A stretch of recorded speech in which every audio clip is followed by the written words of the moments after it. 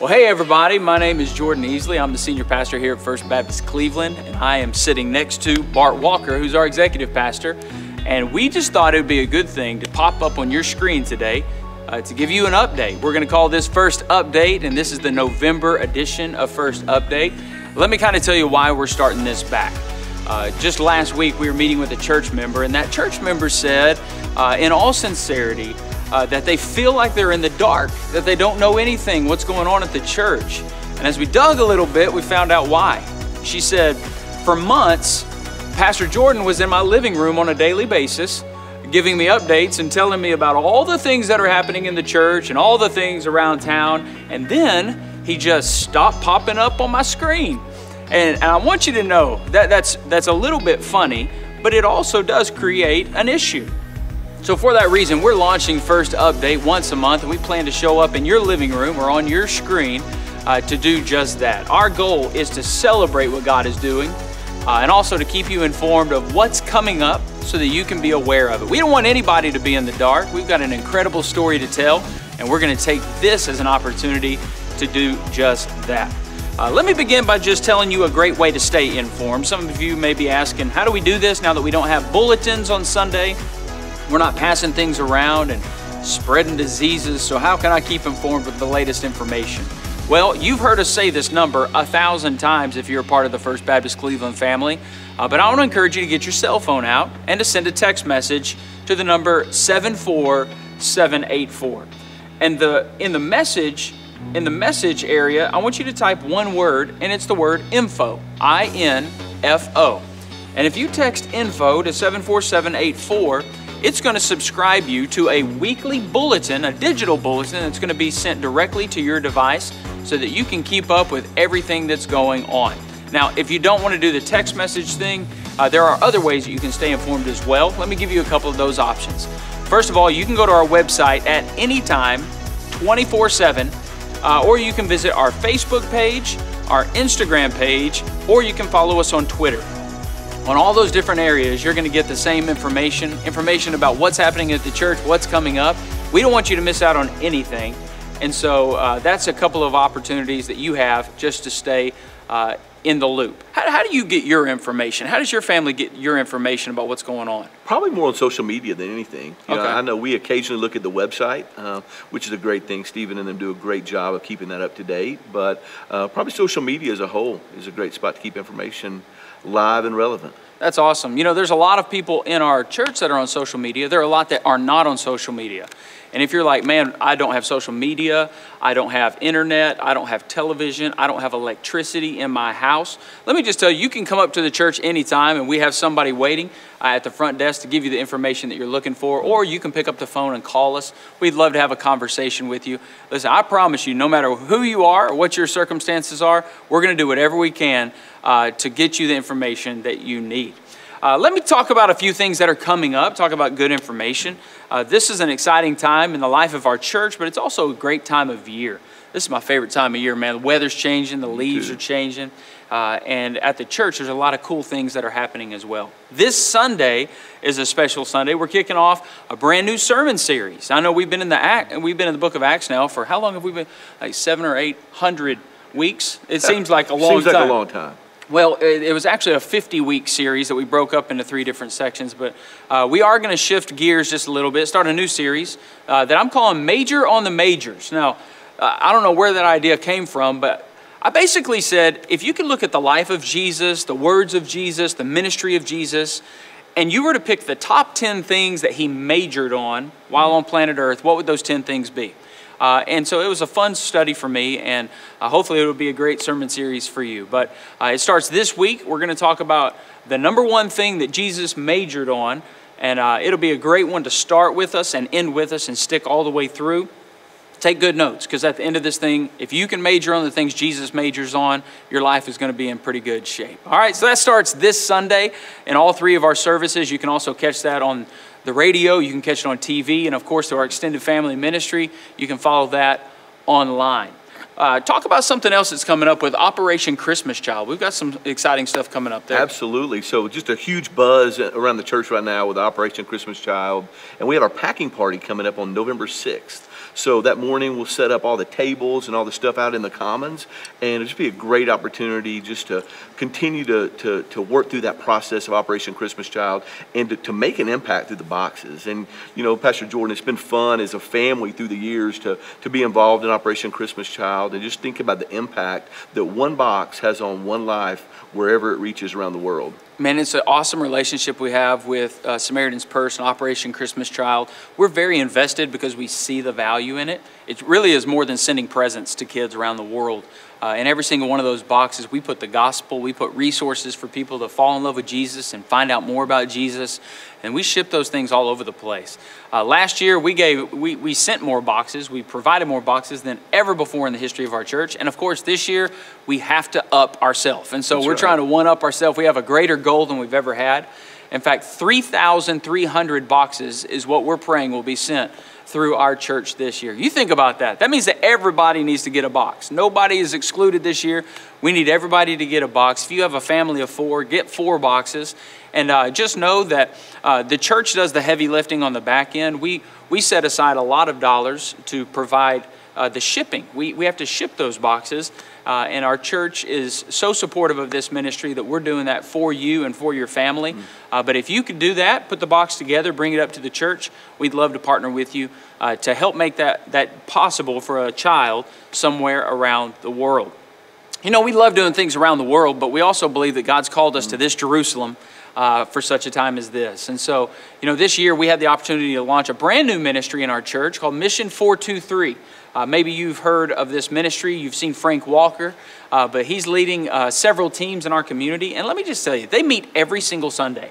Rain or shine, they are in our community, sharing Jesus and loving on families right here in the heart of Cleveland. And, you know, this past week was a great week. October 30th, they launched their 3rd location. And so they just launched in the Forest Grove apartment area. They have a brand new team that's been trained and equipped, and now they are serving the Lord right there in that Forest Grove area, and they're representing our church. Listen, this is a neighborhood where maybe they can't get to us, but we're committed to going to them. And our prayer is that we would have 4 teams and 5 teams and 6 teams and so on and so on. We want to have as many teams as possible serving in this community. And if you'd like more information on how to be a part of that, call our office or text the word missions to 74784. We'll have somebody get in touch with you. But it's a great opportunity, but it's every Sunday. You don't have to do it every Sunday. You can say, I want to do it for a month, or I want to do it for 6 weeks, or I'll do it in the fall. But if you're interested in talking to somebody about that, get a hold of Frank, because he could definitely put you to work in an area where you're going to make a kingdom difference, and you're probably going to fall in love with the kids that you're getting to serve on Sunday afternoons. Our deacons are actually partnering with Mission 423 here in just a couple weeks. Talk about that. They are. So they're going to be taking turkeys and hams into the community. So I know that the whole deacon body is really excited about that. So they're going to meet up here, go take the actual ham to the people that we make an impact with at Mission 423. So just a great opportunity for them to get involved in that great ministry. And I know Frank's really excited about having them that day. Yeah. What you guys may not know about Bart, before Bart, you've been here now 2.5 years, right? Yes, sir. So he's been here 2.5 years on staff, but before that, he was a deacon in our church. He's been here over 10 years. And so it's been fun to see him as a deacon and now serving as our executive pastor. But those deacons, man, they're really hustling, serving the body right now. No, you know, great. You guys were doing the widows car wash, the single mom car wash. You're delivering turkeys, and we're really proud of our deacon body, and really love serving these guys. That's a deacon. A deacon is a servant of the church, and we have some incredible men of God who serve very, very well. And so be praying for them as they're delivering turkeys. I promise you they're delivering more than a turkey or a bird or a ham. They're delivering the love of Jesus, and we're having great conversations and building great relationships with those people that we have the privilege of serving. And so November's a great month. A lot of great things coming up. Last but not least, we do have a prayer gathering on November the 3rd right in this room at 6 p.m. in the worship center. And so it's a great opportunity just to come. It's not real scripted. It's not real planned. Here's what we do. We come into this place and we pray. And, you know, a lot of times prayer gatherings are the very last thing that we want to be a part of. For some reason, we don't show up to prayer gatherings, but I believe in the power of prayer.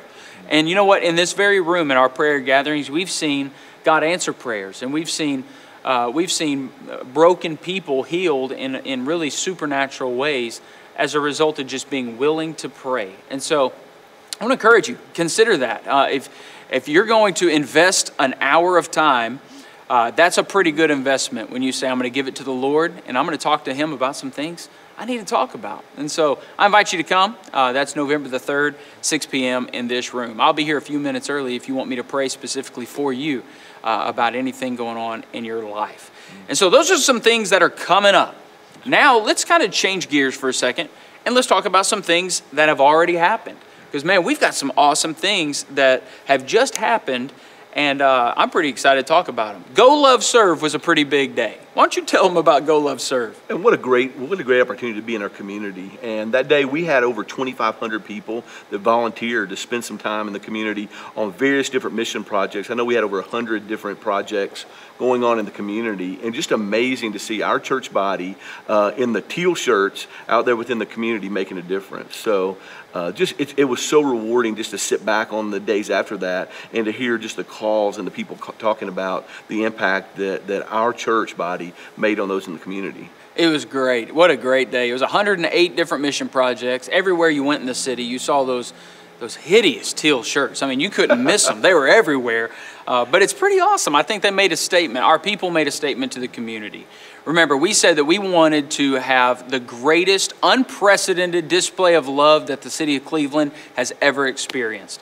And on that day, I had the mayor with me in my truck, and we went to about 10 or 15 different locations and just encouraged everybody and celebrated what was happening in the city. And he said those words. He said, I can't think of a greater day or a greater display of love than this one right here.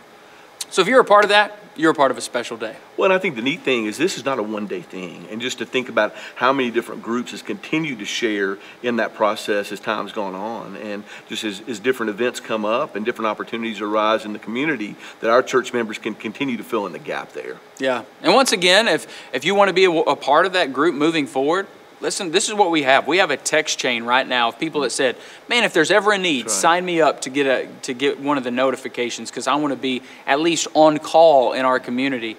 And we had a lot of people that texted that day to be a part of that group. You can do that as well if you want to get those updates and hear about ways that you can serve in our community. Once again, we'll put those text prompts at the bottom of the screen, and you can just text that today, and you're not committing to anything other than when an opportunity comes up, I want to be a part of the notifications and have an opportunity to serve. And so I encourage you to do that because, you know, this is a great city, but there are a lot of opportunities for us to serve this city and to make it better and make it more like Jesus. Let's talk about something else that just happened. On Sunday, we had a Discover First luncheon. You know, these luncheons are great because I don't know if you've ever had to join a church by walking forward and talking to the preacher in front of everybody, but that can be a little bit awkward and it prevents some people from ever joining the church. We don't want anything to prevent people from joining the church. Ephesians 5 says that Jesus gave his life for the church, so we ought to hold it very high, and it ought to be a great privilege to be a part of Jesus's church. So on Sunday, every once in a while, we have these Discover First luncheons, invite prospective people who are still checking out the church to be a part of those luncheons. And on Sunday, we had 36 people join the church. Isn't that cool? That's awesome. 36 people. We're talking about families and couples and single adults, senior adults, children that are saying, hey, I want to be a part of what God is doing at First Baptist Cleveland. And so, man, we're celebrating those 36 people. If you see a new face walking around the church sometime while you're here, why don't you just stop and say hello to them, introduce yourself to them, because God's bringing a lot of new faces to our church, in this season. Also on Sunday night, it was pretty awesome. We had the Game Day Men's Conference. Why don't you tell about your experience there with your boys? Just a great night. I'll tell you, to have that group of men here in this room was just unbelievable. And, just to see the energy of my three boys and them inviting their friends and to be able to see them here actively worshiping. And Clayton King, wow, what a great job he did of just bringing a strong word and just an impact truly that night will make in our community for years to come. Man, you think about that. We were praying that God would bring us a room full of men, and God heard our prayers. There were over 800 men in this room. Clayton did a great job of just making the gospel simple and understandable, but then he made it hard to respond. I'll tell you that much. Clayton's been a friend of mine for a long time, and He's never made it easy to say yes to Jesus, because the world doesn't make it easy to say yes to Jesus.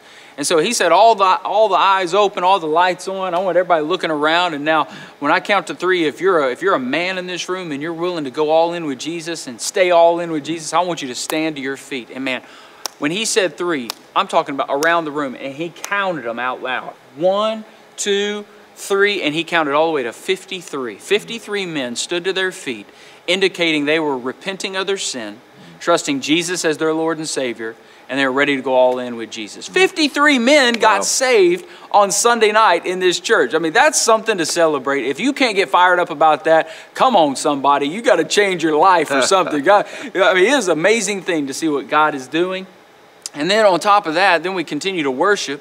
And I don't remember exactly how many, about 10 or 12 of those guys indicated, I not only want to be saved tonight, I want to be baptized tonight. I'm not going to wait for anybody. I'm not waiting for my mom, my dad, my family. I'm going all in tonight. And it was an amazing thing to see people baptized. I can tell you a couple of these guys, people have been praying for them a long time.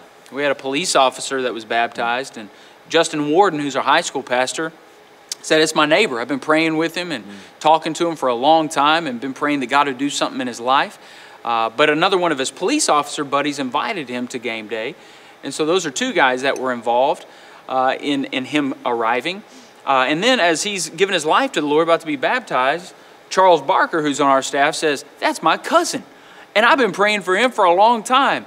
And so, man, as a part of this conference, you had 3 men in the room that had a huge role in praying and preparing for that moment. And it was pretty cool to see multiple men put their hands on this guy as he was lowered under the water and brought up as a new creation in Christ. Pretty special moment, y'all. Yeah, great night. And you know, when you hear 53 salvations, I want you to understand, that's not just a big old number. That's 53 ones. That's 53 sons. That's 53 men. That's 53 people who are going to live in eternity somewhere. And now their eternal destination's been changed through the ministry of this church and through your faithfulness in praying and preparing for such an incredible event. Now we're following up with every single one of them. We're making sure that they are in a church that believes the Bible and preaches the Bible. And also a part of that event, we were praying that God would allow us to launch 100 men's huddles. Huddles where we are circling up, where we are going through a Bible curriculum, where we're doing life and relationship together. I told them about my huddle. I said, I started a huddle a while ago, and we basically said we have 3 goals in our huddle. At the end of our life, we want to be able to look at each other and say, number 1, your wife still thinks you're a great husband. Number 2, your kids still think you hung the moon. And goal number 3, at the end of our life, we want to be able to look at each other and say, your life made a difference for the kingdom of God. And because of your faithfulness, heaven looks different today. And so those are our 3 goals in our huddle. And our goal is to launch 100 more huddles in and through the life of this church and this men's ministry. We're praying that 100 guys would text the word huddle to 74784 and indicate that they were willing to start one. You guess what? You know how many people responded to that? How many? 138. Oh, wow. 138 men said, I want to have a huddle. And I've been given the influence and relationships, and I'm ready to go. I'm willing to push play on a video curriculum and guide that discussion. And man, how cool is that we have potentially 138 new huddles about to launch with 4 to 6 guys. And we're not talking about things of today. We're talking about things that are going to matter in 100 years, things that are going to matter for eternity. And so celebrate that. And if you're a man and you say, hey, I want to do that, I want to have a huddle, it's not too late. You can text the word huddle to 74784, and we will connect with you and give you all the resources it takes for you to have a huddle. You don't have to be a member of our church. You can be on the other side of the globe, and we can send you that text message. And so I encourage you to do that. Now that we're looking backwards, I'm about to turn it over to you, man, because here's the thing. I love how everything is happening in God's timing. Absolutely. You know, God's timing it's a little bit hard to understand sometimes. In my timing, I would have never planned a pandemic. I would have never planned for steel prices to go up. I would have never planned for a lot of things, right? But God's timing is unique. And I want to make sure everybody knows that we completely trust God's timing. And we've seen how God blesses even when things sneak up on us and even when they're not planned. In fact, when you look at our church, you can see the massive ways that God's blessed our church even in years past, right? I mean, when you look backward, you can see God's blessed our church despite crazy circumstances, and He's been faithful to us 100% of the time. One of the weirdest things is when you look at the finances of our church, because even during a pandemic, God blessed our church. Absolutely. In fact, Bart did an interesting little exercise a couple of weeks ago where he just said, hey, let's go back 3 years and just see what God has done. And what God has done at this church financially through your faithfulness has truly been supernatural in nature. Why don't you go ahead and give us an update? Absolutely. You know, something we talk about a lot is just looking back through history here, just the impact and the hand of God that's been on our church.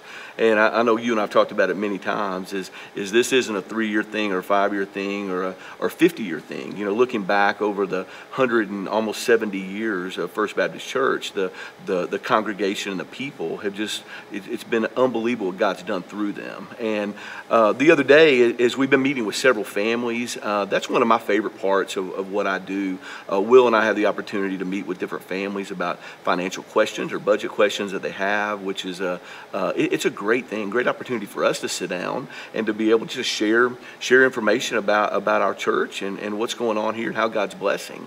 And part of that, the other day, I was asked a few questions and looked back. The oldest financial report I had in my inbox, in my email, was a October 2018 report.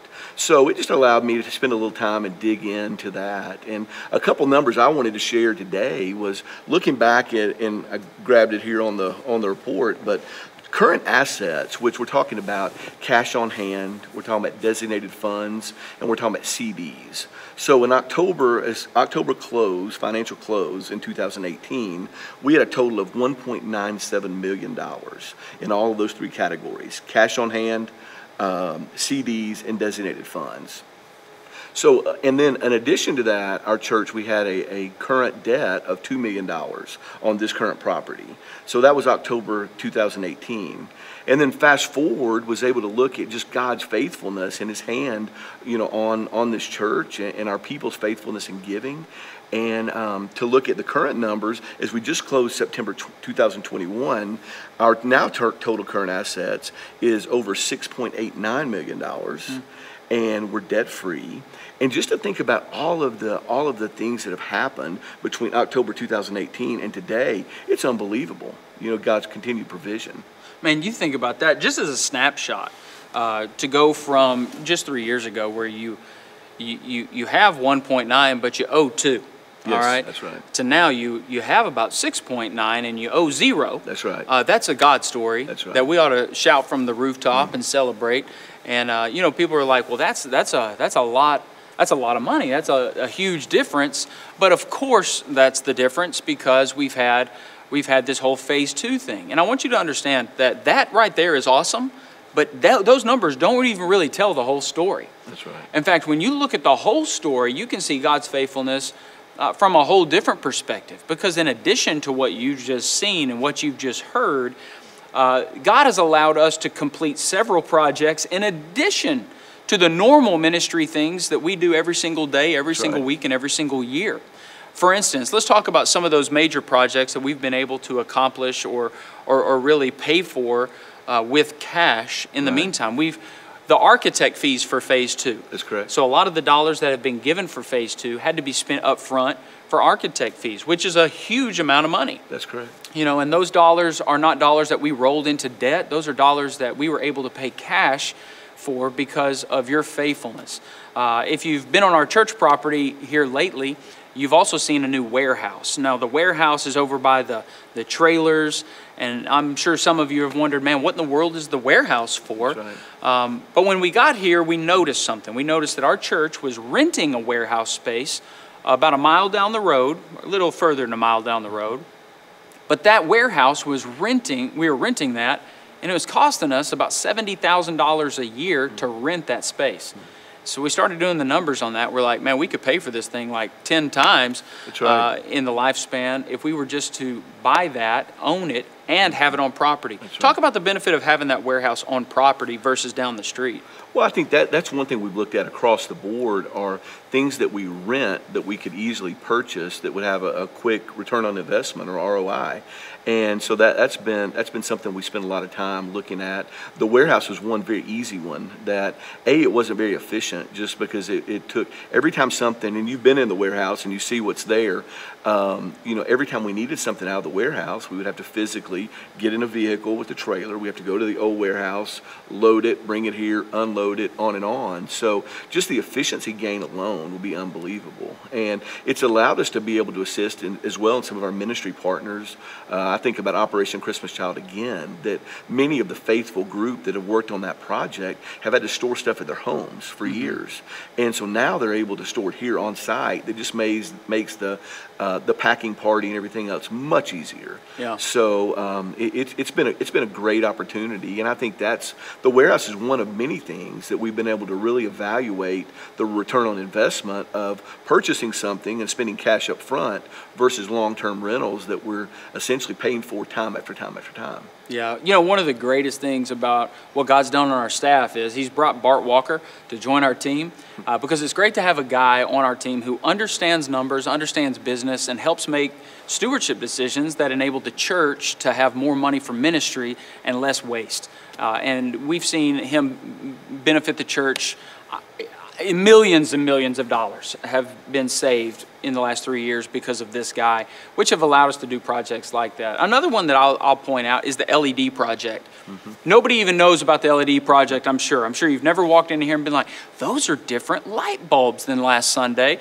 But Bart led us to do an LED project, which in turn is saving us thousands and thousands of dollars a month on our electric bill. Talk about how much money that's saving. Yeah, so that was one of the first things we dug into when we got here is Chris Davis had already done some work studying on what that would look like.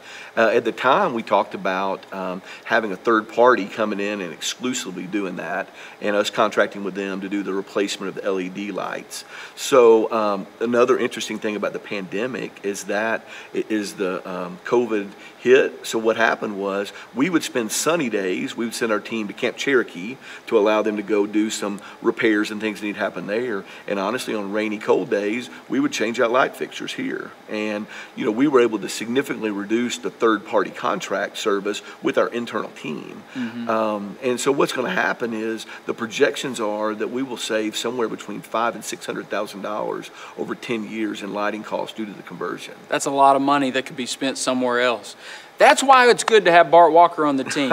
If it were just me and Loving Good, we'd be running heat lamps all over this church. We would be wasting money like crazy. Well, and I think, Will and I talk about it a lot. That is our ministry, is the ability to come in and look at opportunities to do things more efficiently and to be able to save dollars to allow it to reallocate to ministries that matter. I mean, I think about Mission 423 and the impact that we can have in our local community with dollars that we necessarily didn't have 2 or 3 years ago. That we've been able to look at an LED project that would allow.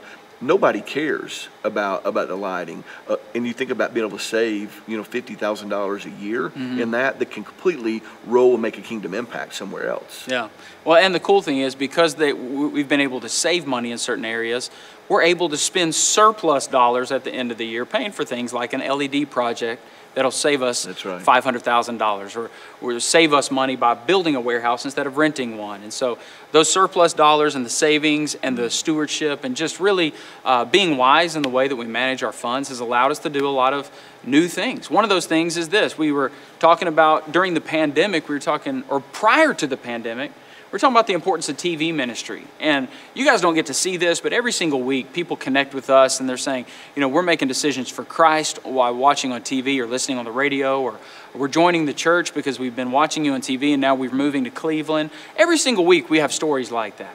And so we thought prior to the pandemic, we felt led to expand our television reach so that we could send the gospel to more people and reach more people with the gospel, not even knowing that we were about to go into a season where for 27 weeks we weren't even meeting in this room. And so Stephen Beasley and his team and us, and we all gathered together a couple months before the pandemic, and we decided that we were going to reach out and connect with the Knoxville television market, which is a top 50, 75 market in America. And then we were also going to go to Nashville, which is in the top 20, right? It's a top 20 market in America. And we were going to be on in those areas as well, which gives us an extremely large reach into multiple states. And we decided to do that before the pandemic. And starting, I believe, Easter, we were on in those areas, as well as the Chattanooga market, the local market, and we were able to do that with surplus dollars because of your giving and your faithfulness. And let me just tell you, a lot of people are coming to Cleveland right now through those TV markets, and it's been a tool for ministry that has really blown my mind. I didn't even know people watched preachers on television anymore, but I'm glad you do, and keep watching. And if you want to support that TV ministry, I will say this: it's set up where people can go directly and they can invest in that directly, and we take those dollars and we are hoping to go into new markets. We would love to expand that in the next 12 months, but we're waiting for some people who really believe in that ministry to step up and say, we want to give above and beyond our tithe to support this so that you can go here or so you can go there.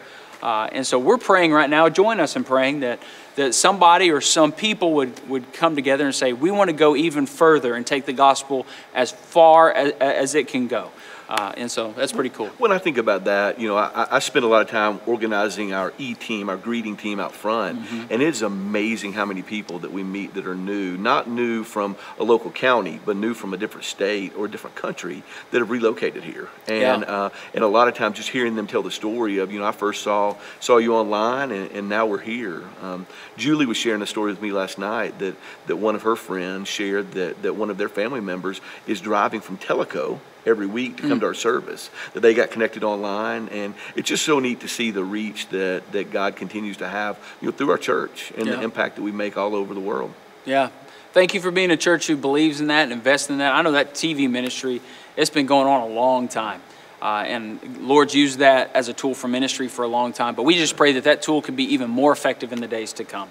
And so that's what this is all about. If you want to know what kind of church we are, we're not necessarily a First Baptist church. We're not a Baptist church here. We're a Great Commission church. We believe that God has commissioned us. He's the senior pastor.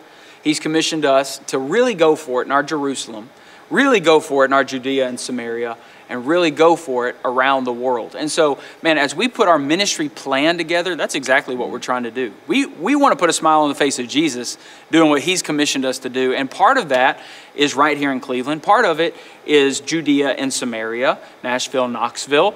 And part of that is around the world. And I want to talk about what we've had the privilege of doing around the world.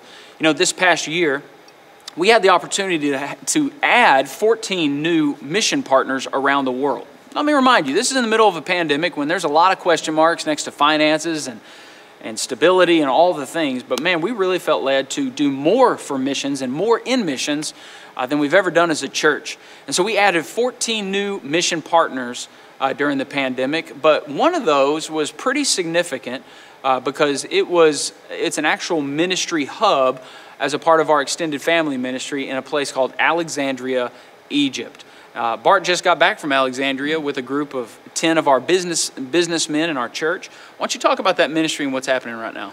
It's amazing. I think, you and I've talked about it before. There are those things in life that you do and that you can just feel God all over. And that's been my experience in Egypt.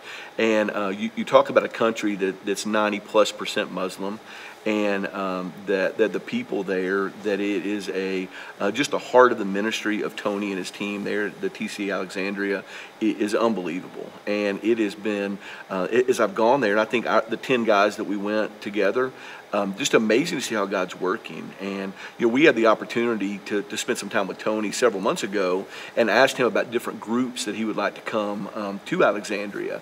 And when he mentioned business leaders to me, I thought, wow, honestly, I didn't connect the dots. And I'd even asked him, I said, are you sure that you're talking about business leaders? And he spoke about the impact that business leaders have in the Alexandria community, and how that would allow them to be able to make a gospel impact there within that area. And the group that we took, it was awesome to be able to spend time, to be able to share with them. We had dinners with business leaders. We had several different speaking engagements with people within the community. We had young entrepreneurs, on, and it was so exciting to see their energy. You talking about an area in a lost area of people that are sold out to share the gospel. Man, it is in Alexandria, Egypt, and our team. It is so much fun to be able to spend time with them and just to hear them ask questions. I know our group, we continue to have a real mentoring relationship with them. We have routine Zoom calls, and it's amazing. That's one thing we learned during the pandemic, is that we can be very easily connected on Zoom, and but just continue to pray for them. You know, you're talking about people that are on the front lines every single day, and you know, I've got a real heart for that area, and I know. You talk about people throughout our church that have gone on mission trips that have really impacted them. I'll tell you, for me and my family, that Egypt group has really impacted us. There's not a day goes by I don't think about them and pray for them. Just the situation they're in and their boldness to share the love of Christ every day. Man, it's unbelievable. Yeah, it's the most inspiring thing that I think I've ever done. In just in the missions department, and for us, we don't look at it as a mission trip; it's a partnership. And so for us, you know, we're taking multiple trips every single year, and I'm grateful to have people in our church that are willing to say, "Hey, I'll save up a couple $1,000 and I'll take 8 days out of my life, and I'll fly across the pond to a place I've never been and sweat like I've never sweat." And it's been amazing to see how, as businessmen invest to go on a trip like this, how they come back and they're never the same again.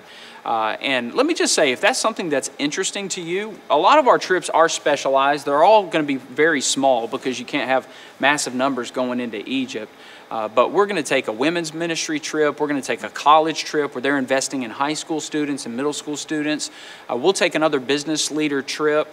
I'm going to be on a trip sometime, I'm sure, in the next year as well, and I'll be taking a trip. I don't know exactly when or where, or I know where, but let me just kind of explain what it's like. You fly all the way to Egypt, which is a long flight. Let me just tell you, it's a long day. It's a long day, and you get there, and day one, you're going to see what you've always thought about Egypt. You're going to go to the pyramids. You're going to see the Sphinx. You'll see Egypt for what it is. But then it's game on. Then we get right to it, and we're teamed up with our TC Egypt team. You'll get to see what's happening in Cairo. You'll get to see what's happening in Alexandria, and by the end of the trip, you'll be like, man, I'm glad we got the tourist stuff out of the way day one, and really got to it, because that's where your life will be changed when you get to meet the people. Well, and I think it's so true. You know, very important for them is for you to understand their culture. Yeah. And, you know, we spend a lot of time talking about that with Adam and Tony of, you know, the pyramid is part of their culture. So it's important that you learn that. It helps you better be able to understand their people, on and on. But I've never been on a trip that we left at the end of the day talking about what our highlights was, and what the highlight of the trip was. And it's never been the pyramids. No. And it's always exactly what you said. Thank goodness we got that done, you know, day one, because just the people, they're so engaging, and you know, it's very interesting to share with and to support a group of folks that are dialed in and just bold every day. They'll share the love of Christ. They're seeing a lot of people coming to know the Lord, and a conversion over there costs you everything.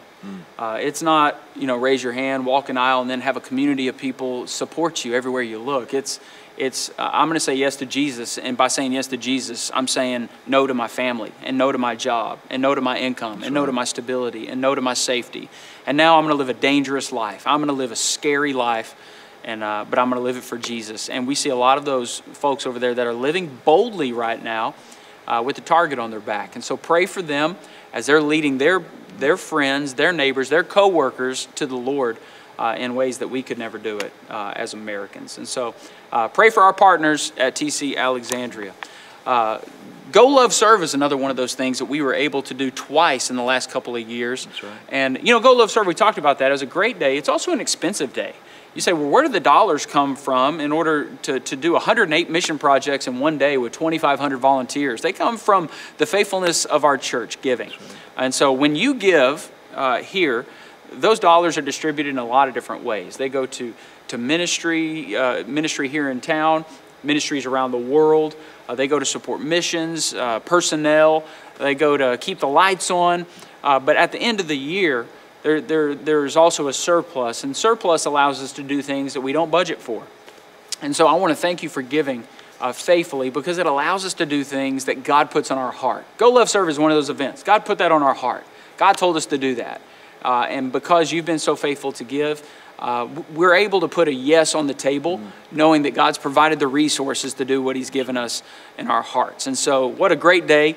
That was another one of those things that we can just thank God and celebrate. Right. Also, the Across the Streets ministry. We talked about Mission 423. That's brand new. We're starting a jail ministry in 4 different jails. We're like, well, that's pretty expensive. You got to put all that together. You have the sound systems and screens and people and resources and all the things. That's expensive. Well, thank you, church, for believing in missions and giving faithfully, because it's allowed us to do that. Extended family ministry. What we're doing virtually around the world, connecting with people outside of Bradley County. That's because of your faithfulness. That's a brand new ministry that we launched about a year ago, completely focused on people outside of Bradley County. And, we very quickly saw that pre-pandemic, we were seeing less than 2,000 people connect with us virtually online and stream our service. To at the height of the pandemic, we were seeing over 250,000 people stream that same service because of your efforts and because of a little intentionality in expanding that online reach. Now it's flattened out, it's somewhere in the middle, but praise God, we get to reach people that aren't here. And as a result, we're sharing the gospel with people who aren't here yet. And we're seeing God do things around the world that we know aren't because of us, but they're all because of Him. Right. The best part about this, when you look back at the last 3 years, just say 3 years, let me tell you the best part about this whole thing. We as a church have seen 1,020 people saved and baptized in this building. Now, I want you to wrap your mind around that. 3 years, 1,020 people. Once again, those 1,020 are a bunch of ones who will never be the same, a bunch of ones who are going to spend eternity in heaven. And we also saw 798 people join the church in the last 3 years. So you want to kind of State of the Union and what God's done over the last 3 years? 1,020 people and 798. A bunch of ones. Well, and I think that's, when I hear that number, I'm a numbers guy. I mean, you know that. I love numbers. I like statistics. I like data. But when I hear that 1,020 people, quite honestly, for me, it's 3. Because 3 of those are my kids. Yeah, that's right. And I think about, Anna, Abby, and Alex this last summer accepting Christ at Camp Cherokee. And for me to have the opportunity to baptize them. And, so that number is a huge number. It's honestly hard to comprehend in a lot of ways. Yeah. But I think about the importance of a church that invests in our students and our young people. A church that invests in all different groups of folks. And, to turn around and think about the impact it's made to my family and how my family's different over the last several months because of that. And, I could never repay that back. That's and, right. What's it worth? And I think from you looking at a dad, that it's worth a whole bunch. That's and, right. I'm fired up, and it makes me want to keep digging in and going harder, because at the end of the day, the impact that God has made on our community through our church it's undeniable. Yeah. Well, it is undeniable, and it's amazing to see how God uses different ministries and different tools and different people. That's right. To really share the gospel to people that He's trying to get it to. Camp Cherokee is one of those things. Well, when you think about Camp Cherokee and what all goes into that, I mean, naturally, it's your student leaders, but then it's your volunteers. It's the people that give up, once again, take off a week's work to be able to go and serve as cabin leaders. It's our media team. I talk with Stephen Beasley a lot about the impact of that crew that goes up there, and it's not real air conditioned, as we know, and the conditions are rough at times. And when it rains, it rains. But you think about our media group that goes up there and makes sure things goes off without a hitch. You think about our kitchen crew that's up there. And it takes hundreds of people to make Camp Cherokee go. And, when you think about that, just the investment of the time, volunteer and staff, and then the impact it makes on the students. And it just changes their lives forever. And And I'm fired up. It's exciting. You should be fired up, man. Out of those 1,020, 3 of them are yours. And you know what? There's a lot of people that are watching this right now, and you can say the same. You know someone in those 1,020 lives that have been changed and baptized in this room. Mm-hmm. And man, just stop and thank God for that. I promise you that salvation comes through Jesus alone.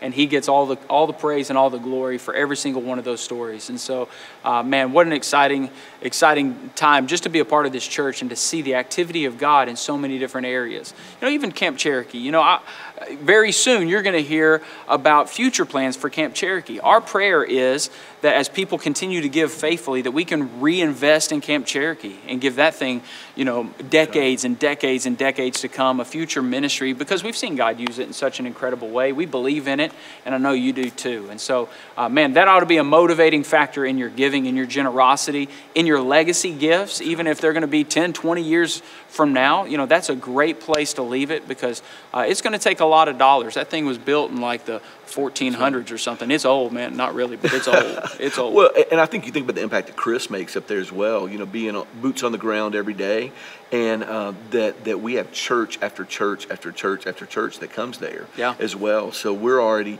I think we only have one week available for next year in the 2022 camp season. Man. So honestly, booking right off the bat, and you know, it's a really important thing for our church for those 3 weeks that we're there, and then the exceptional ministry goes and has a week up there, which is awesome. I went to that camp this year. Yeah, it was awesome, man. Those guys have fun. I'm telling you. And PJ spoke at it, did a phenomenal job. It's such a great partnership between our church and the exceptional ministry, really in our whole community. So, well, and I've enjoyed hearing Dave's heart for that as well. You know, Dave Lazatter, just his heart for that, what's happening in that ministry, just really exciting. But you know, we got those 4 weeks of the year, but we don't think about the impact that all these other churches benefit from Camp Cherokee, and something that our church people invest in. Yeah. Another one of those things is shepherds to shepherds. You know, we don't talk a lot about that, but one of the things we're doing as a church, we're investing in other churches in our community. When people come up to me, they're like, you know, I'm thinking about going to that church over there. I'm like, man, go, that's a great church, because I know that because we're investing in their pastor. We have 12 bivocational pastors in our own community in Bradley County that we're investing in right now on a weekly basis. And that's through Alan Lockerman and my dad, Dr. Ernest Easley, and several other people that are investing in them. In fact, Will met with them last week to talk about the budgeting process and how to be a good steward and how to take your resources.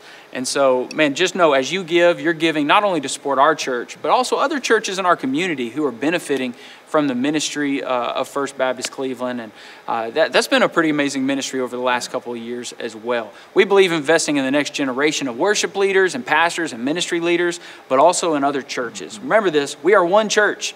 And Jesus is the senior pastor, and we may be in different locations and different buildings and have even different denominational tags, but at the end of the day, this is his church, and we want to make much of Jesus in this community. Okay, so here's what we've done. We've seen this is what God has done. This is what God is doing. Now I want us to look forward, and this is a great time to just see how God has prepared our church to take its next faith step forward, because he has. You've heard that. He's done that with people. He's done that with resources. And I can say this without hesitation. We as a church are ready for phase 2. We're ready.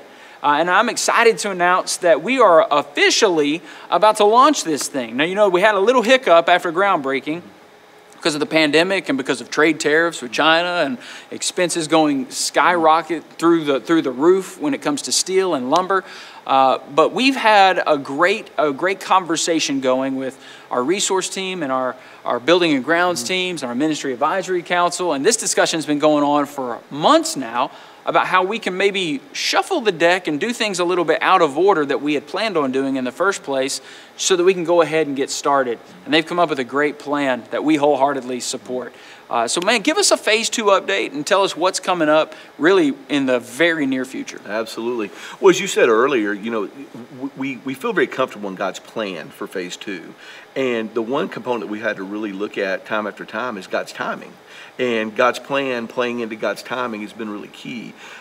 We continue to have monthly meetings with the architects and the building construction company as far as what the price of steel is primarily, but other product costs, major cost items in phase 2 project. But as you may remember early on, we started talking about, you have the huge phase 2 component, the new addition, but then after that, there were several key things that had to happen, and Mike Sharp often calls them as phase 2B. Yeah. And a couple of those is we've got to tie in our current building with the new construction of phase 2, the new addition. So when you join those two together, one common link is going to be the commons area. Yeah. So we have our current commons that, when you really think about that, I was visiting with Stephen Beasley this morning, and that room is never static. I mean, it is moving every day. You think about, even the last 7 days, what's happened in that room. We've had Discover First meetings. We've served dinner on Wednesday nights. We've had men's conference. It's the main artery into the worship center on Sunday mornings. Here in a few days, we'll be setting up to do packing party for Operation Christmas Child. We have banquets. I think they're doing college service out there tonight. So that area, there's a lot of traffic. Who would have ever thought, by the way, that the Commons would be the most used room on this whole campus? But it really is. No doubt. Every day. And we could go on and on with what the Commons means here. And, one thing we talked about early on with the architects was once you start phase 2, it's going to have a lot of very common theming across the board, but there's going to be a little different color schemes. It's still very much an earth tone, a lot of wood, stone stuff in it. But, how do you connect the current existing church with phase 2 addition? And they talked about the linkage between the commons was really key. So we always thought in our mind, once again, our timing was we would get phase 2 project done, and then at the very end of that, we would come back and do a revamp in our current commons area. So, what God's continued to teach us through a timing perspective is, what the architects even advised us. They said, hey, what if we reshuffled some of the items and you guys, took the time, energy, and attention, and let's start looking at our current phase 2 to allow our current commons area to go ahead and allow it to match the new area that's will be built here very soon. That's awesome. So working with building grounds, the resource team, even talking with our deacons about it the other day. It's been really affirming in a lot of ways that we all feel like that God has big things big plans ahead for us, and to be able to talk about what that would look like. And I'll go and hop in, and just some of the real highlights are going to be tying in the color scheming. So when you think about the new area versus our current lobby, so it'll require some new paint.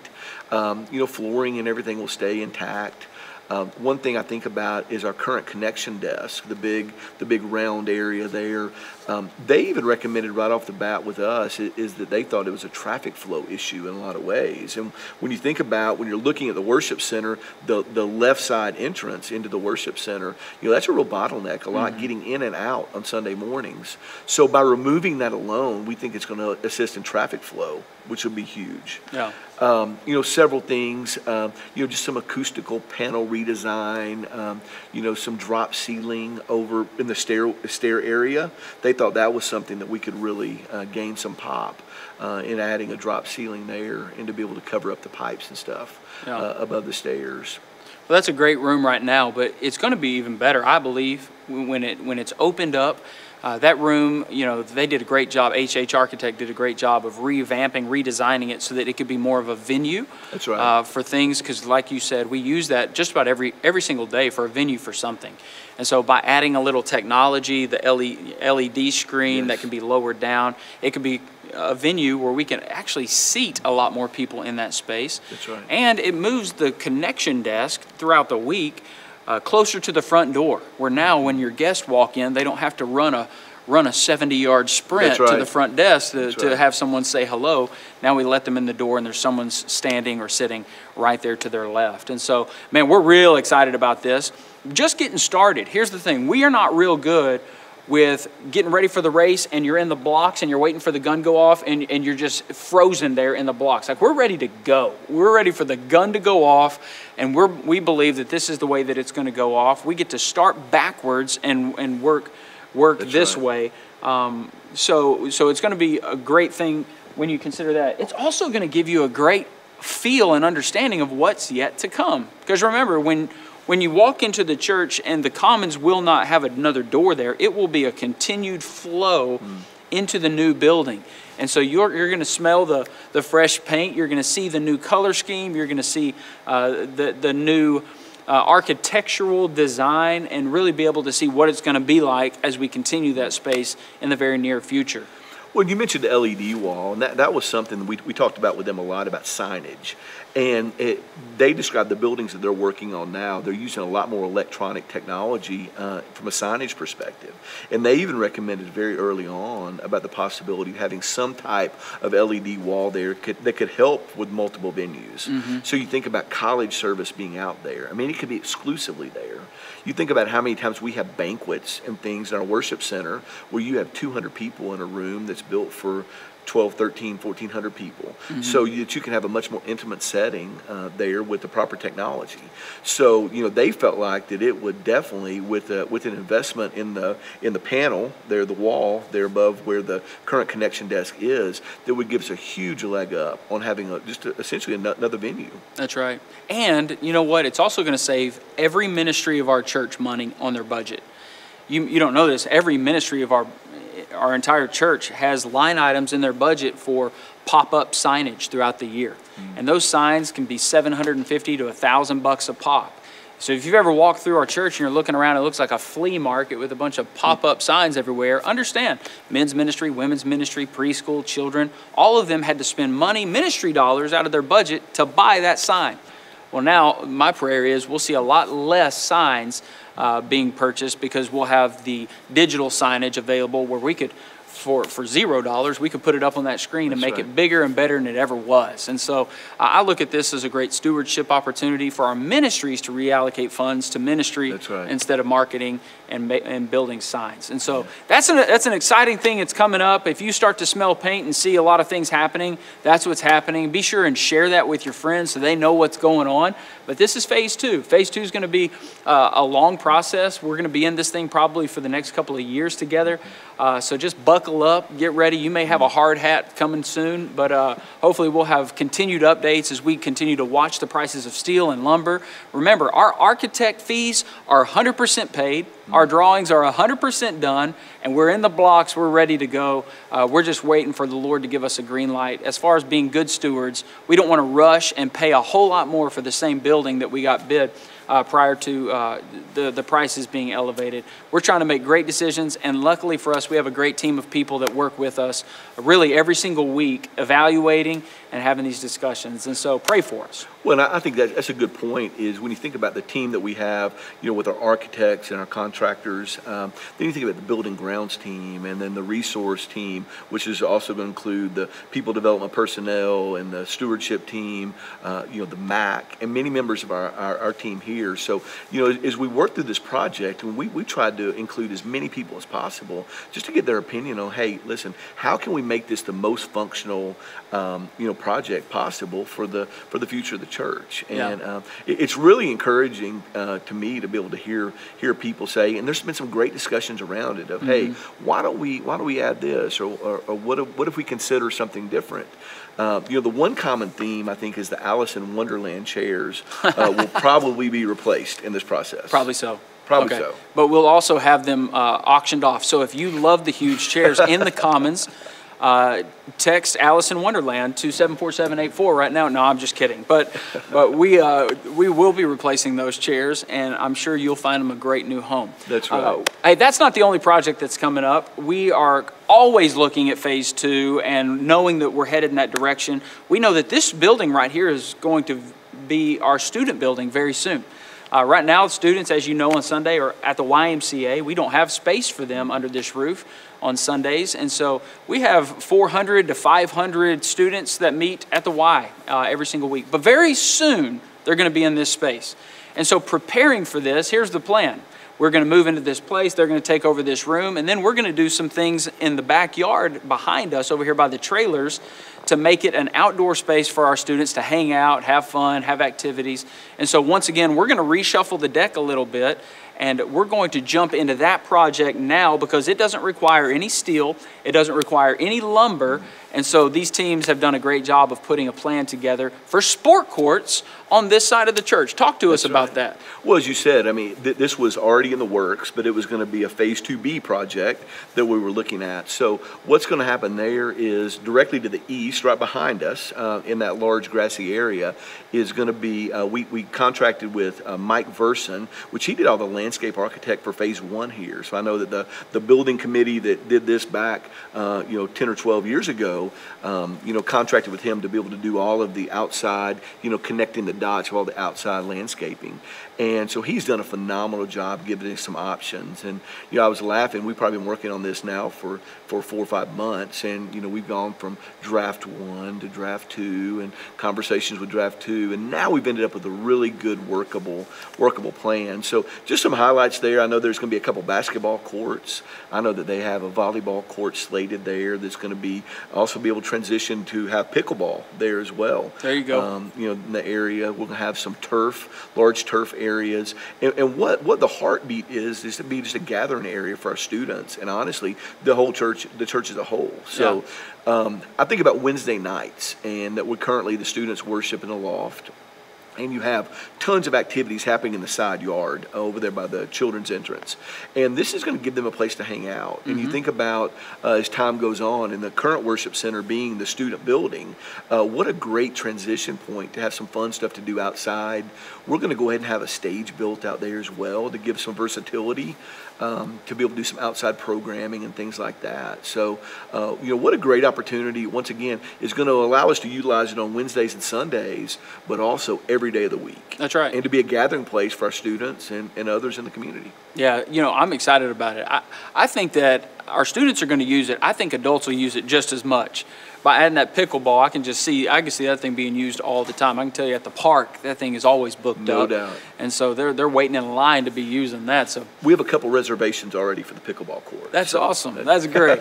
But that's going to be coming soon. It won't take a real long time for that project to be completed, but you're going to see dirt starting to move pretty soon. And we're really fired up about that new addition to our campus. It's going to make our campus even better, and it's going to give our students specifically a place to hang out on Wednesdays and Sundays. And so you guys start talking about that. Let all your friends know about it. Hey, I just really want, before we land this plane, I want to thank the people who've worked so hard on these projects. Never in a million years do I want you to think that this is all me or Bart or Jeff. We have so many people behind the scenes that are working to make this possible. And projects like these, they take a long time. When you're talking about working with architects and builders and landscape designers, I can promise you I'm not spending my whole week doing that, but some people really are. And so let's talk about those teams real quick. You have the resource team, which you said is made up of our building and grounds team, our personnel and people development team, and our stewardship team. Now, those are 12 people that are members of this church, and they serve this church well. These people are not bored, I promise you. They have a lot going on, and God's using them in great ways to help move the church forward. Also, our Ministry Advisory Council, you heard us talk about the MAC earlier. Those are 3 men that serve as advisors to me and our executive team. We meet with them every week. We have lunch with them every single week. We have a set schedule where we meet with them and talk to them about things that are coming up every single week. And these 3 guys not only love this church and love us and advise us well, but they've also been a part of this church for a really long time. I started adding it up. Those 3 guys combined have been a part of First Baptist Cleveland 153 years. Wow. So it's not like we just found somebody on the street to be a part of the Ministry Advisory Council. These guys are deeply rooted. And so grateful for them. Also our deacons. I just want to say thanks to our deacons for all of their just wisdom and for their servanthood and their spirit. These are men that love the Lord, love this church, and I promise you, if I'm going to go into battle, I'm going to go into battle with men that I love and trust, and I know their heart. And that's a great group of men. Right. And if you know a deacon in our church, man, it may be good just to stop what you're doing right now and to send them a text, say, hey, thanks for serving the church. Thank you for being in the battle and allowing the Lord to use you to move us forward, because God's truly doing an amazing thing, and He's using a lot of different people to be a part of that story. Listen, we've had great discussions with all those people, and I'm grateful that we are at the place that we're at. Because now we're looking forward and we're saying, we're going to do some stuff here. We're going to do what God's been preparing us to do for a really long time. And I'm happy to say that all of those groups that we just talked about are 100% unanimous and unified as we move forward together. Hey, I hope you're as excited as I am. If you're not, then get a little bit of before now and Sunday, because it's going to be a great week. Invite somebody to church on Sunday. It's amazing to see what God's doing through our ministry on Sunday mornings. I can promise you, though, this is a church that's doing a whole lot more than Sunday morning. And it's a whole lot more than Wednesdays. When Bart came, he said, my only fear is I'm going to be bored. Are you bored? Not yet. Okay. All right. Yeah, you got a few things on your plate. And as you can see from the length of this video, our church is in the middle of an incredible season. Hey, if you're still watching this, first of all, I'm shocked. Second of all, thanks for tuning in. We're going to do another one of these next month on December the 1st. And so stay tuned for the next first update. In the meantime, God bless you guys. Love Jesus well, love your church, and tell somebody about the Lord today. God bless.